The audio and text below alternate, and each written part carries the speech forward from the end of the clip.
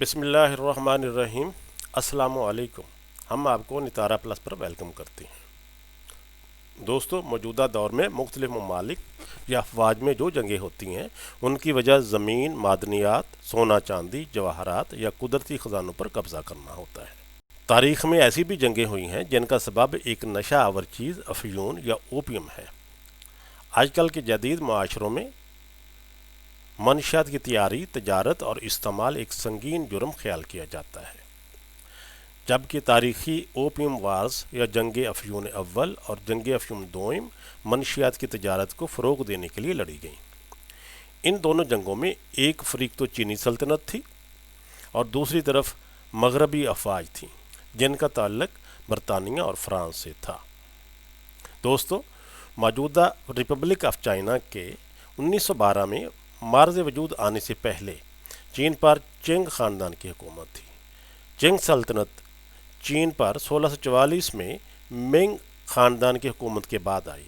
اس خاندان نے چائنا پر 1644 سے لے کے 1912 تک حکومت کی۔ 1912 کے بعد چائنا میں بادشاہت کا خاتمہ ہو گیا تھا۔ اوپیم وارز جنگوں کا وہ سلسلہ ہے جو چائنا کی چنگ سلطنت اور مغربی طاقتوں کے درمیان لڑی گئیں۔ جنگ افیون اول یا فرسٹ اوپیم وار 1839 سے 1842 تک چنگ حکومت اور برطانوی حکومت کے درمیان ہوئی، جبکہ سیکنڈ اوپیم وار یا جنگ افیون دوئم چنگ حکومت اور فرانس اور برطانیہ کے درمیان 1856 سے 1860 کے درمیان ہوئی۔ یورپی افواج نے جدید جنگی اسلحہ استعمال کر کے چائنا کی افواج کے خلاف دونوں دفعہ جنگی فتوحات حاصل کی اور اپنی مرضی کے معاہدات کیے۔ دوستو، فرسٹ اوپیم وار جو کہ 1839 میں شروع ہوئی، سے قبل چائنا اور یورپی ممالک کے درمیان بہت اچھے تجارتی مراسم تھے۔ اس دو طرفہ تجارت کا پلڑا چائنا کی طرف زیادہ بھاری تھا۔ یورپی تاجر چائنا سے چاندی کے تبادلہ میں چینی کے برتن، ریشم اور مسالہ جات کی تجارت کرتے تھے۔ 18ویں صدی میں ایسٹ انڈیا کمپنی نے ہندوستان میں بنگال کے علاقوں میں افیون کی کاشت کو فروغ دیا۔ کمپنی بنگال کی افیون پرائیویٹ تاجروں کے ذریعے چائنا میں سمگل کروا دیتی تھی۔ 1787 تک ایسٹ انڈیا کمپنی نے سالانہ 4 سے 5 ہزار افیون کے صندوق چائنا کو سمگل کرنا شروع کر دیے۔ ہر صندوق میں 2 من تک افیون بند ہوتی تھی۔ شروع میں تو یہ افیون ادویات میں استعمال ہوتی تھی اور زیادہ خطرناک نہ تھی، مگر اس کی کھپت بڑھانے کے لیے یورپی تاجروں نے اس کے نشہ کے طور پر استعمال کو رواج بھی دینا شروع کر دیا۔ اگرچہ 1831 تک چینی شاہی خاندان نے افیون کی تجارت کو غیر قانونی قرار دے دیا تھا، لیکن بھاری منافع کے لالچ میں بہت سارے یورپی اور امریکی تاجر اس گھنونے کاروبار میں گھس آئے۔ 1833 تک بنگال اور دوسرے ممالک سے چائنا میں سمگل ہونے والی صندوقوں کی تعداد 30,000 سالانہ سے بھی تجاوز کر گئی تھی۔ یہ سارا نشہ آور مواد چینی معاشرے کو ناکارہ بنا رہا تھا اور یورپی تاجر بھاری منافع کما رہے تھے۔ ایسٹ انڈیا کمپنی کے کارندے افیون کی بھاری مقدار اپنے گوداموں میں چائنا کے شہر کوئنٹن، موجودہ گوانگژو، پہنچا دیتے اور وہاں سے چینی سمگلر اندرون علاقوں میں اس کو لے جاتے۔ 1839 میں چائنیز حکام نے افیون کے کاروبار کو کالعدم قرار دے کر ہزاروں ٹن افیون اپنے قبضہ میں لے لی اور ضائع کر دی، جس کا یورپی تاجروں کو بہت زیادہ مالی نقصان ہوا۔ اسی اثنا میں برطانوی تجارتی سربراہ جان ایلیٹ نے برطانوی حکومت کو مداخلت کی درخواست کر دی۔ 4 ستمبر 1839 کو برطانوی نیوی نے چائنیز نیوی پر حملہ کر دیا اور 1842 تک اس کو شکست سے دوچار کر دیا۔ جنگ افیون اول یا فرسٹ اوپیم وار کے اختتام پر معاہدہ نانجنگ طے پایا۔ اس معاہدہ کی روح سے چائنا کو ہانگ کانگ برطانیہ کے حوالے کرنا پڑا، جو 150 سال بعد چائنا کو واپس مل چکا ہے، مگر برطانیہ اور چائنا کے درمیان اب بھی اختلافات کا سبب بنا ہوا ہے۔